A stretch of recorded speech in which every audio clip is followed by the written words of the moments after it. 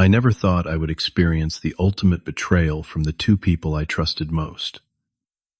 3 years with Amanda, 6 months engaged, planning our fall wedding. Everything seemed perfect, especially my relationship with my father, James, who always supported us. That evening, I came home early to surprise Amanda with dinner, when I heard strange noises from our bedroom. Opening the door, I froze at the sight before me. My world shattered instantly. Before I continue this painful story, let me know where you are watching from, and hit subscribe if you have ever been betrayed by someone you loved. Life had been going exceptionally well for me. At 28, I had established myself as a respected engineer at a prominent firm in Chicago. My professional life was thriving, and my personal life seemed equally blessed. Amanda, my 26-year-old fiancée, worked as a dedicated nurse at our local hospital. We met at a charity fundraiser 3 years ago where mutual friends introduced us. The connection was immediate and powerful. After 3 years building our relationship and 6 months of engagement, we were excitedly planning our autumn wedding. My parents lived just across town, making it easy to maintain close family ties. My father, James, at 52, had built a successful business from the ground up. My mother, Diana, 50 years old, found fulfillment as an elementary school teacher. They had welcomed Amanda into our family with open arms, often inviting us for Sunday dinners and including her in all holiday celebrations. Dad had even generously offered to contribute to our wedding expenses, insisting that his only son deserved a perfect celebration to start married life.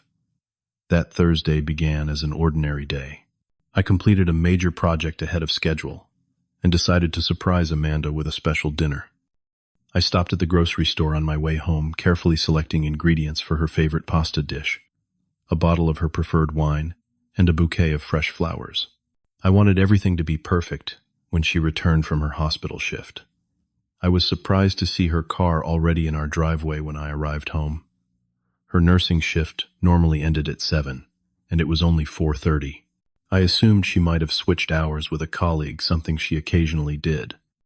The house was quiet as I entered, but as I set the groceries down in the kitchen, I heard unusual sounds coming from upstairs, specifically from our bedroom. My first thought was concern that Amanda might be sick, explaining her early return from work. But as I approached the stairs, I realized the sounds were not those of someone ill. My heart began pounding as I ascended the staircase, each step feeling heavier than the last, as a terrible suspicion grew in my mind. The bedroom door was partially open. I pushed it wider and stood frozen in the doorway as my entire world collapsed around me. There, in our bed, the very bed we shared, were my father and Amanda. They were so engrossed in each other that they did not immediately notice my presence. When they finally saw me standing there, the room fell into horrified silence. Dad jumped up, scrambling for his clothes. "Casey, this is not what it looks like. It was just a mistake, a moment of weakness." Amanda clutched the sheets to her chest, tears already forming in her eyes. "Baby, please, I can explain. This just happened. It does not mean anything." Something inside me snapped. All the love and trust I had felt transformed into blinding rage in an instant. I lunged forward, grabbing my father by his throat and throwing him against the bedroom wall. My fist connected with his face before I even realized what I was doing. Blood spurted from his nose as he tried to shield himself with his arms. "You bastard!" In my bed, with my fiancée. Each word was punctuated with another blow. Years of emotions I never knew existed poured out through my fists. Amanda screamed, trying to pull me away from him. "Stop it, Casey. You are going to kill him. Please stop." I shoved her aside, not hard enough to hurt her, but enough to keep her away from me. "Do not touch me. Do not ever touch me again." Dad slumped to the floor, his lips split and eye already swelling. "Son, please let me explain. This was a mistake. A terrible mistake that will never happen again." "How long?" I demanded, my voice barely recognizable even to myself. "How long has this been going on?" Neither answered immediately, their silence telling me everything I needed to know. This was no isolated incident. "Get out," I said, suddenly eerily calm. "Both of you get out of my house right now." Amanda began sobbing, begging for forgiveness, claiming it meant nothing that she loved me, not him. I walked to our closet, pulled out her suitcase, and began throwing her clothes inside haphazardly. Dresses, shoes, jewelry, everything tossed in without care or organization. I zipped it up and dragged it to the front door, then threw it onto the front lawn. Dad had managed to dress himself, his face a mess of blood and already forming bruises. Casey, let us talk about this like adults. Violence solves nothing. We can work through this as a family. I laughed a hollow sound, devoid of any humor, talking like adults. Was sleeping with my fiancé, acting like an adult. Get out before I really hurt you. They both left Amanda still in tears, Dad limping slightly from where I had shoved him into the dresser. I slammed the door behind them and collapsed against it, my knuckles bleeding and mind racing. Everything I believed about my life had just been shattered in an instant. After an hour of sitting in stunned silence, I decided I needed to talk to someone who would understand, someone who would support me through this nightmare. I needed my mother. I drove to my parents' house in a daze, barely registering the traffic or stoplights along the way. My hands gripped the steering wheel so tightly that my knuckles turned white blood from my split skin, leaving small crimson stains. The radio played some cheerful pop song that felt like a cruel mockery of my pain. Mom answered the door with her usual warm smile, which quickly faded as she took in my disheveled appearance. Blood stained my shirt. My eyes were red from angry tears, and my knuckles were raw and swollen. Casey, what happened to you? She pulled me inside, maternal concern evident in her voice and expression. Are you hurt? Should we go to the hospital? I shook my head, trying to find words to explain the unexplainable. Mom, something terrible happened. Dad and Amanda. I caught them together, in my bed. Her face paled instantly. What are you talking about? That cannot be right. Your father would never do something like that. I saw them, Mom, with my own eyes. They were having sex in my bed. The words burned my throat as I forced them out. She guided me to the kitchen, filled a glass with water, and pressed it into my hands. Drink this, then tell me exactly what happened.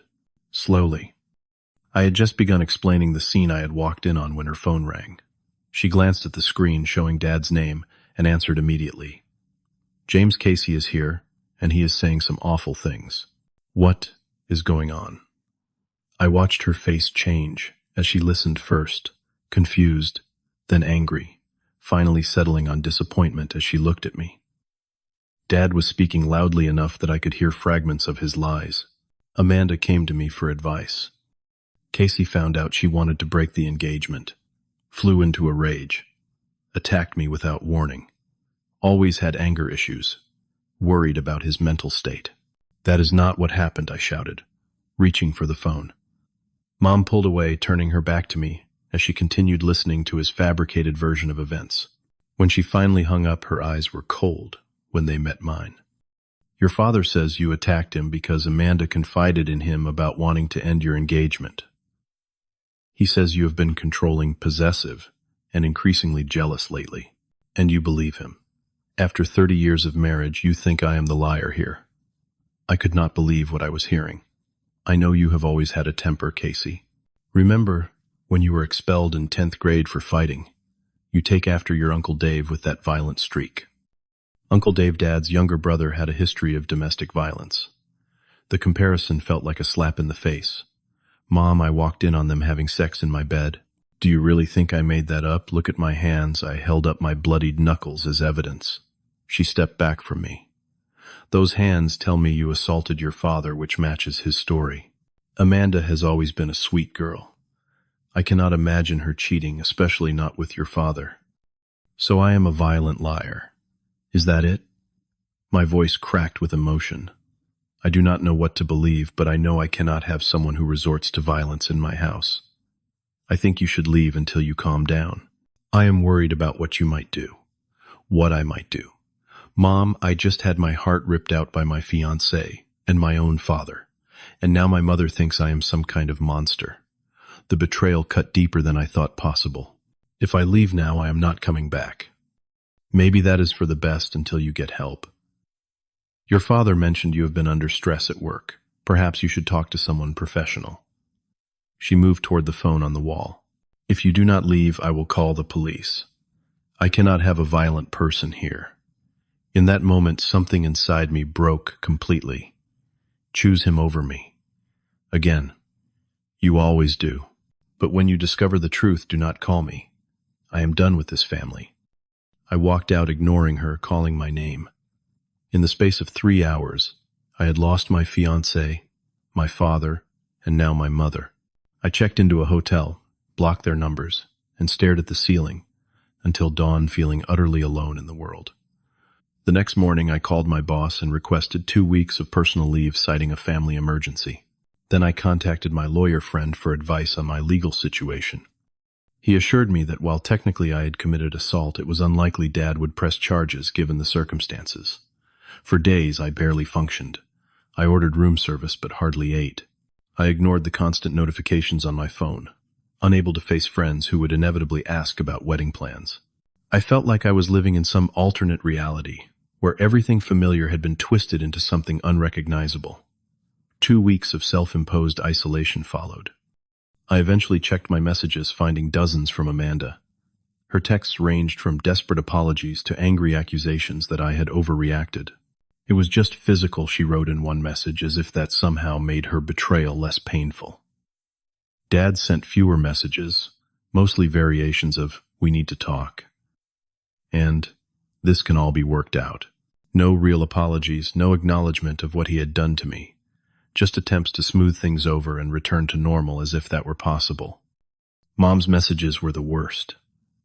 "How could you hurt your father this way? We raised you better than this. Amanda is devastated by your behavior."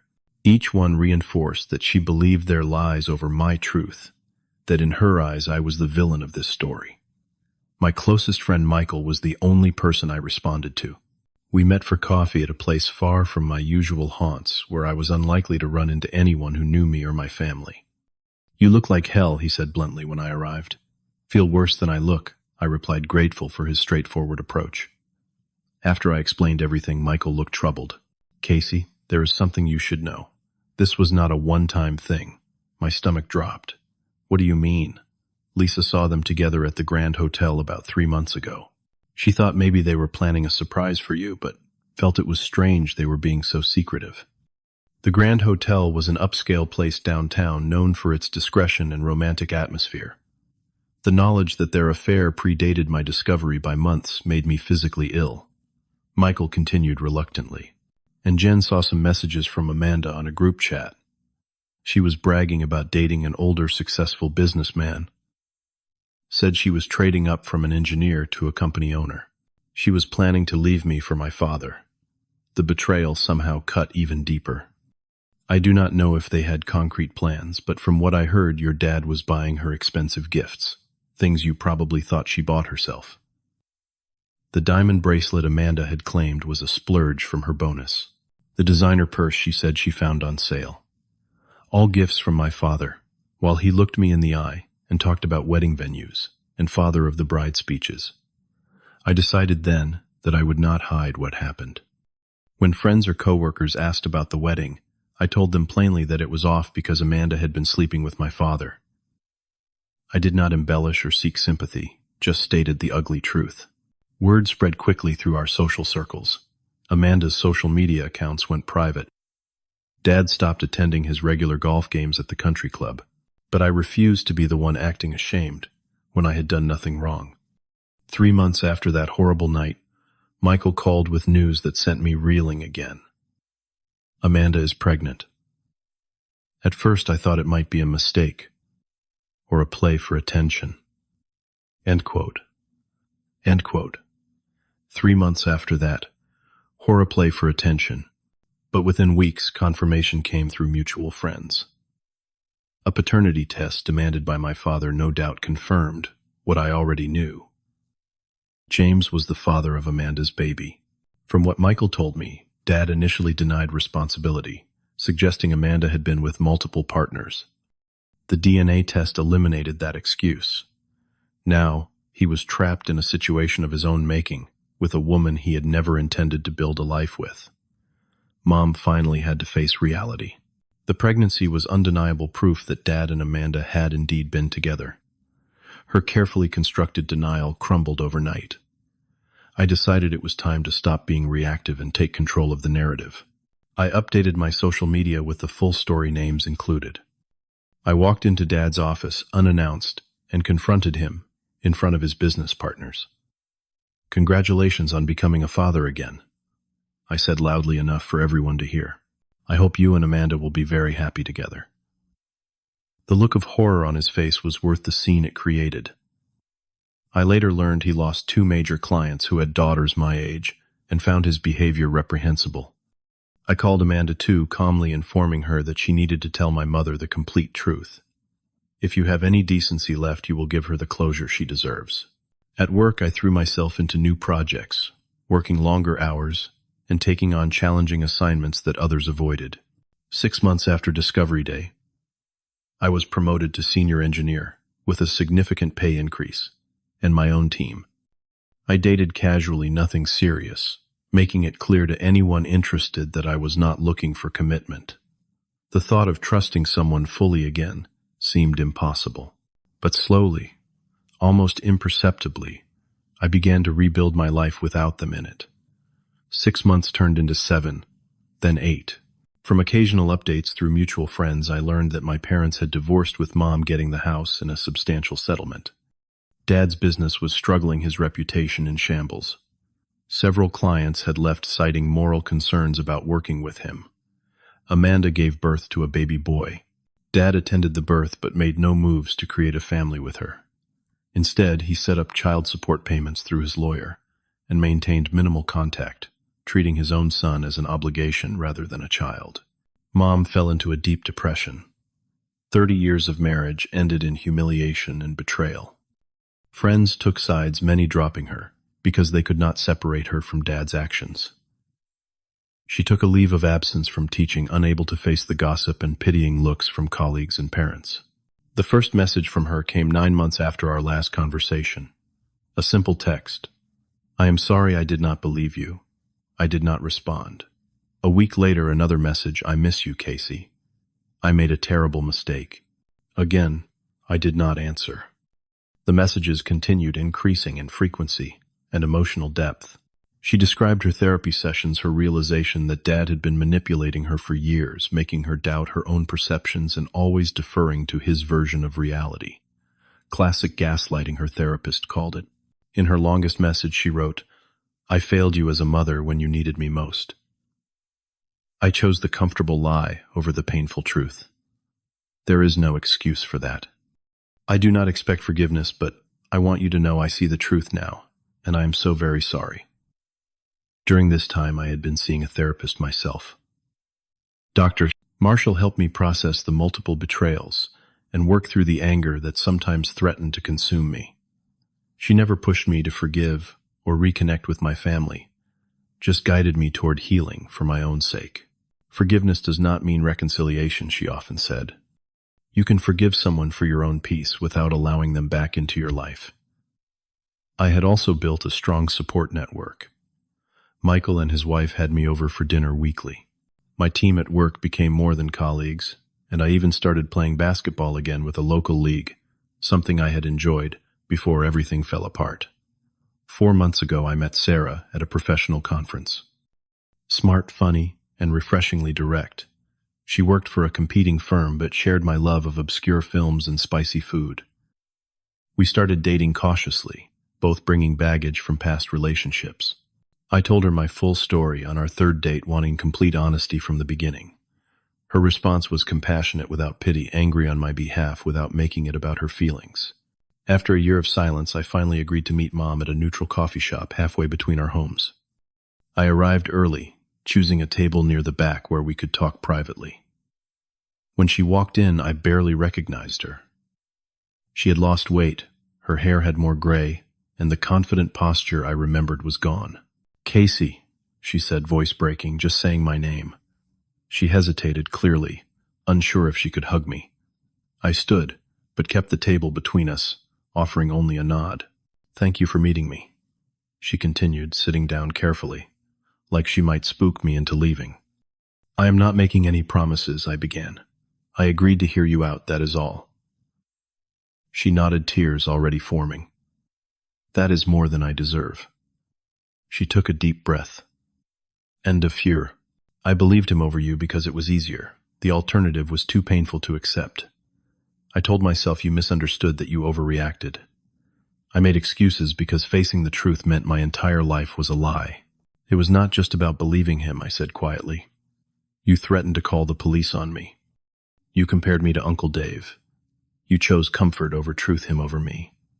Yes, she admitted, not defending herself. And I will regret that every day for the rest of my life. We talked for 2 hours. She did not ask for immediate forgiveness or expect an instant reconciliation. Instead, she listened more than she spoke, really heard me, for perhaps the first time in my adult life. At the end, I agreed to occasional text messages, nothing more yet. She accepted this with gratitude, rather than pushing for more. As I drove home, I felt lighter somehow. Not healed completely, but like a wound that had been festering had finally been cleaned out. The pain was still there, but sharper, cleaner, the kind that precedes healing rather than infection. The deepest wounds often come from those closest to us, but the strength to heal comes from within. I do not know what the future holds with my mother, but I know I have learned to love myself enough to never again allow anyone to hurt me that way. Have you ever had to cut someone toxic from your life for your own well-being? Share your experience in the comments below. If this story resonated with you, please hit the like button and subscribe to hear more stories of overcoming betrayal and finding strength. Thank you for listening. And remember, sometimes the family you choose is more important than the one you were born into.